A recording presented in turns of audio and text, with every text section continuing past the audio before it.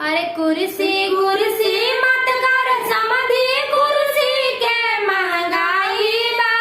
कुर्सी कुर्सी मत कर समधी, कुर्सी के महंगाई बा। पुअरा बिछा के दुआरा बैठ जा, नयका फैशन आइल बा। पुअरा बिछा के दुआरा बैठ जा, नयका फैशन आइल बा। अरे खाना खाना मत कर समधी, खाना के महंगाई बा। खाना खाना मत कर समधी, खाना के महंगाई बा। अरे पतल चट के चुपचाप चल जा, नयका फैशन आइल बा।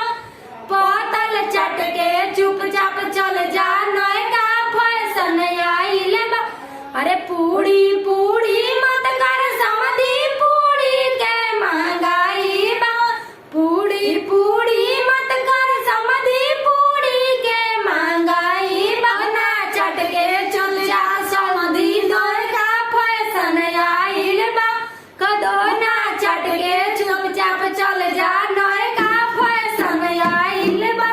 अरे कुर्सी कुर्सी मत कर समधी, कुर्सी के महंगाई बा।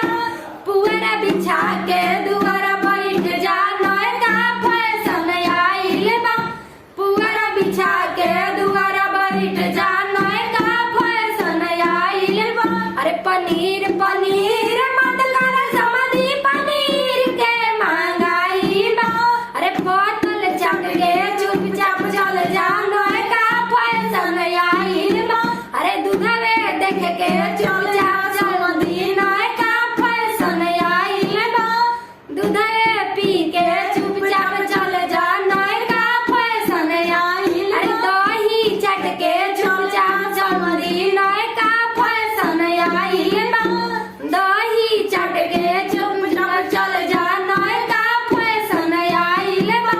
अरे कुर्सी कुर्सी मत कर समधी, कुर्सी के महंगाई। अरे सोफा सोफा मत कर समधी, सोफा के महंगाई बा।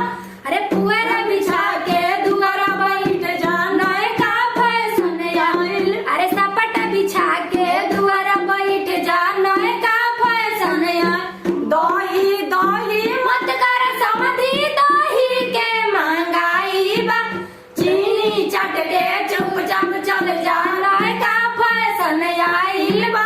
अरे चीनी फाक के चल जा समधी, नयका फैशन आइल बा। अरे कुर्सी चट के चल जा समधी, नयका